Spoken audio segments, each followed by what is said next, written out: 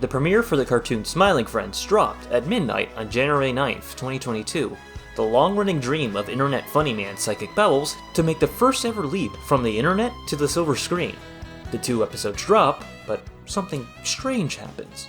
Instead of airing Squidbillies, they just aired another new Smiling Friends episode. And another. And another. And another.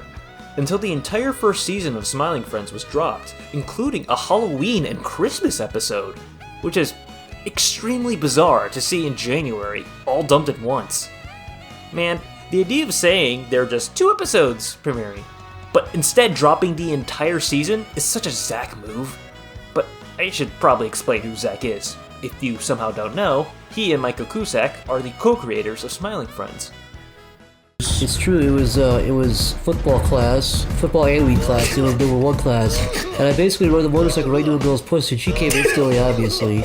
Zach Haddell, known as Psychic Pebbles, was born as a collective of rare minerals with psychic powers. Those pebbles were dropped onto a mouse and keyboard and eventually learned to draw and use the internet, establishing a career making funny cartoons on Newgrounds and other such websites. His comedy is defined primarily by its high energy and absurdity, contrasted with deathly serious straight manning. You're running for re-election. What is your policy on Israel? They're the ones that they wear this stuff and show their ankles, right? Pardon me, sir? What is your policy on Israel? He's led quite the prolific career on the internet. He's written and acted in JonTron videos, been an epic Minecraft Let's Player, and slept on a podcast once. His goal, however, was never to become the next PewDiePie, but to be a pioneer. He wanted to be one of the first people to make the transition from the internet to the silver screen. To have a real cartoon show airing on TV, like his favorite show, Family Guy. Freaky sweet. Kind of different, kind of quirky, and I really love it. Michael CUSACK is an Aussie man that, according to Wikipedia, doesn't exist. He created a bunch of crazy and zany cartoons on the internet as well. He has a distinct, surreal, brightly colored nightmare aesthetic. One of his most famous works is Bushworld Adventures, an official Rick and Morty special he directed and wrote, where his style's on full display. CUSACK also got a show or 2 on Adult Swim. These 2 finally met after Zach cornered Michael at a pool in California. Before Zach cut Michael open to devour the goodies inside, Michael screamed, "No! Stop! I make cartoons!" Zach was aghast, the knife slipping nervously from his fingers. "No way, dude. I like making cartoons that make people smile," he said. Michael reciprocated with a smile, and the 2 touched fingies, like that painting with God or something. After the resulting nuclear blast killed everyone in LA, the Adult Swim pilot for Smiling Friends was born. The pilot was well received. The internet then bombarded Adult Swim with Kinder Eggs until they greenlit the show, which they did. So, 1 year and a season drop later, here we are. So, how is Smiling Friends? Is it any good? Or did Zach pull Leonardo DiCaprio? That after years of struggling for his dream ended up annoying and lame, and we wished it never happened. Smiling Friends is about a company whose job is to make people smile. This is a job, somehow? They don't seem to receive payments from their clients, but are apparently making billions. I'm down $2.4 billion since this new company moved in across the street. If the premise sounds weird, well, I was weird in the beginning of this video for a reason. It's a really open setup where basically any bizarre thing can happen. It often does. The show stars 2 of the Smiling Friends. Charlie, the big yellow-nosed dude who's dressed like he's on a Wawa run, and the pink Australian marble boy, Pim. Pim is a happy-go-lucky optimist. His job is to get mind broken and suffer from the darkness in the show. Despite that, Pim still serves as a consistent source of heart and hope. He also really likes kissing people, in reassurance. You kissed your dad on the mouth? Charlie is more level-headed, but that doesn't mean he's a Brian Griffin-level smug self-insert voiced by the creator. He's still a wacky character that makes you clap your feet together with the believably bizarre shit he says in such a deadpan way. You was born like that. You was born a shrimp. You can't even... It's your nature. What should we do now, Charlie?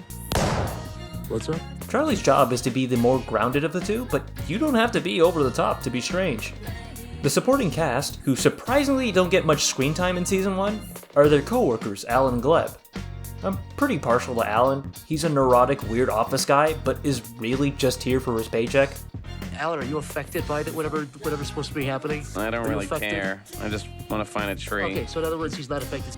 Also, their boss, named Mr. Boss, is just Mark M. Sick Animations. He's just embodying his entire work in Mr. Boss. Which is what Smiling Friends is to Zach. Alright, enough essay filler. Is the show good? Well, probably? Maybe? It's complicated. I can at least be decisive about how the show's animated and directed. In terms of production quality, Smiling Friends is amazing. The show's really inspired. It's brimming with creativity and motion. Good God, there's so much motion. While you're watching Smiling Friends, you're constantly shown new visuals, new gags. There's different animation styles. There's different types of mixed media thrown in there. The show keeps things fresh, as to keep the audience on their toes. And, as a consistent theme in its humor, the show follows the footsteps of Ren and Stimpy and SpongeBob. Smiling Friends contrasts the bright and simple characters with gross, disgusting shit. Zach went on the record to say that because of the small team and budget size, he and Michael had to personally supervise basically every shot in the show.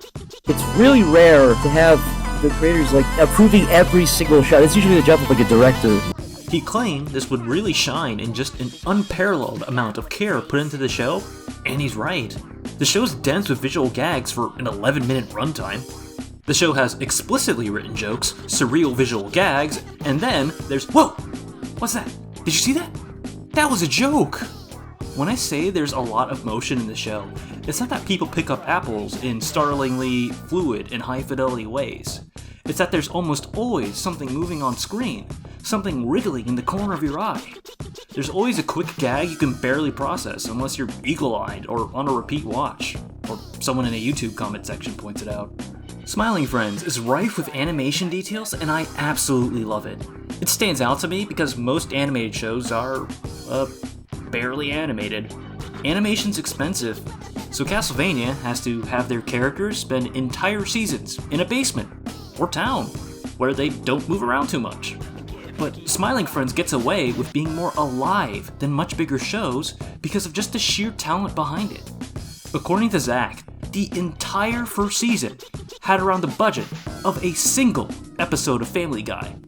It seems like dark magic, but really it's just smart planning and talent. It's similar to the production of Season 1 of One Punch Man. That season of One Punch Man didn't actually have that big of a budget, in spite of its complex and insane visuals. It just planned smartly and had incredibly talented staff. And yes, I'm saying Smiling Friends is comparable to One Punch Man. Charlie is pretty strong. Dude, I warned you. I said I was going to do that if you did that again. So, after all that, you might be wondering, wait, this man be heaping on that praise. Can't he just say the show's good after all that then? Well, it's because Smiling Friends is a pure comedy show. It's not mixed with any deep story or character elements that a wider net of people could latch onto. Its only goal is to make you laugh. But humor is subjective. So it's binary whether or not it's good. It either makes you laugh or it doesn't. And the humor isn't standard mass appeal stuff. Bazinga! Smiling Friends' humor is entirely defined by Zach. I've been following Zach's stuff for years, been brining in his comedy juices for a large chunk of my adult life. It's so bad I don't even really laugh at his jokes, I just crack a small smile as the dopamine centers in my brain are directly triggered. Surreal absurdism is beautifully grounded and contrasted with the awkward fumblings of mundane interactions. Don't go beyond the rickety bridge. You'll get lost. I like fun, yeah. Oh, yeah? I already said yes. Off the top of my head, have you tried, Oh, sorry, 1 second. Yeah, it's unlocked. You can come in. Just right over there. Yeah, right over there. The show feels like the countless bizarre hypotheticals Zach would create given proper budget and polish. Zach seemingly voices like 50% of the one-off characters, which is roughly 555 or so. And I'd bet they're all impressions he's done before online. I'm sure at some point someone's gonna make a 4-hour compilation of every Smiling Friends joke that originated from the countless soundbites Zach's made on the various podcasts and Let's Plays he's been on. Yeah, your uncle wouldn't put actual knives to your throat when you walked up the stairs like Chad would. But, yeah. You probably had it coming, Niall. Yeah. He did it to you and you started crying, remember? Oh yeah, I screamed. Wet your pants. I don't want to die! That's what you said. Just piss off your legs. No, no, please don't kill me, please, no, I don't want to die, please don't kill me, please don't. You guys go see fucking Paul Blart Mall Cop too. Dude, I heard it's like bad, but there's a really like good scene in the middle of it. Like it's a really like well choreographed like rape scene. It's really emotional. Like it's fucked up. I heard. Holy shit. Like he corners like apparently there's like a new hot like generally and she's like, hey baby, and he's like, I'm gonna rape you. This is real life, bitch. You're gonna die tonight unless you comply with my demands. Oh my but it's like really well done though. Yeah, no. To be fair, I did really enjoy the scene when Bimblar went rogue and he beat that woman in the head with the hammer. I thought it was artistically and like tastefully done. I thought it was a well done sequence. It's funny, that was the part I really didn't like. So, I'm a bit concerned about how I'm too far gone to fairly judge his stuff. If you don't like Zach's comedy, you will hate this show. I have this anxiety that Smiling Friends is going to mostly be beloved by Zach's pre-existing fanbase, and no one else. I have no idea how people unfamiliar with the Shrimp Goblin will receive his humor. Hopefully I'm wrong. Lots of people are enjoying the illegally uploaded clips on YouTube. However, other Zach clips have similar numbers, so it's hard to tell if there's a new audience or not. But Adult Swim themselves are promoting the hell out of the show. Billboards, unique bumpers. As I was making this video, they had giant Smiling Friends balloons across America. So at least the publishers, the people signing paychecks and greenlighting new seasons, are feeling good about the show. We don't really know for sure yet though how well it's doing. Though hopefully this video becomes dated and a million seasons of Smiling Friends are made down the line. But do know that at the moment I'm incredibly existential and anxious. Though that might just be the abuse talking. I am realizing that I've talked about Zach for almost this entire video. And the only time I brought up Michael CUSACK is a scenario where Zach's about to murder him. Sorry, Michael, I'm just way more familiar with Zach's handiwork than yours. Michael's importance shouldn't be understated though. This is a partnership. Most of the jokes come from Michael and Zach just trying to make each other laugh. The art style is a blending of both their styles as well. The show wouldn't be the same without them. Because two weirdos working well together led to them pooling their life experiences and psychotic episodes to make a really imaginative show. A collaboration of two internet content creators coming together to make something great, which is symbolic of Smiling Friends as a whole, because so many internet people are in Smiling Friends. Mike Ciclassa as Desmond, James Rolfe, the angry video nerd, a ton of usual suspects from the Sleepy Cabin and Only Plays crew, all in roles where you can't tell it's them unless you're really familiar with their voices. It avoids the thing Zach hates of a cartoon going, "Wow, it's Tony Hawk!" where the cartoon pauses and points out the celebrity, likely because they're unrecognizable in cartoon form, and also the celebrity wants the attention. Smiling Friends instead does the South Park thing of having cameos you'd only know were cameos after the fact. So noticing the internet cameos is more of a subtle joke that doesn't pause the show and take you out of it. It's also not just pure blind nepotism. You don't need to know who the cameos are. They're cast into roles that totally work. Mike's Splinkett voice fits perfectly for a suicidally depressed dude with a gun to his head. His likeness is also perfect for a visual you see when you go to hell. The reason I think these internet cameos are so neat is that a lot of people are growing up, or have grown up, on the internet. And sure, we're going to be psychotic, incompetent, crying messes when it's our turn to drive society, but these are the Z-tier E-celebs a lot of people grew up with. The Plinkett Star Wars reviews are actually formative for me. Seeing them do their jobs well on a professional production like this is just cool. And that's the underlying conversation about this show. The novelty of its existence. It's cool Zach finally got a show because, like, it's an outsider of the system getting into it. And he totally made a good show. It's not lost on either Zach or Michael that this could be the breaking of the dam. that this could be the start of a bunch of hardworking and talented people whose careers started on the internet getting to do bigger budgeted shit like this. I think if this does well, it's gonna open the doors to all sorts of creators like you guys. Yeah, if Smiling Friends does well, the best thing that could come out of it for both of us is like other people can get opportunities like we did. Totally. Imagine that.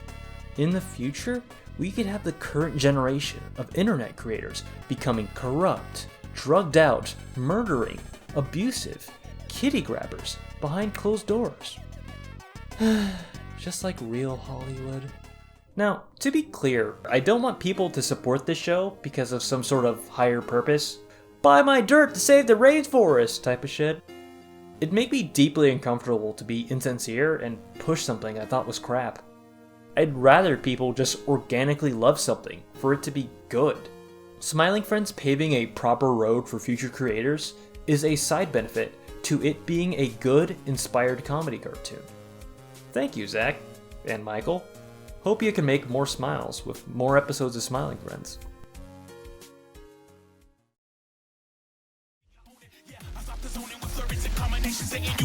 Cause my skills are way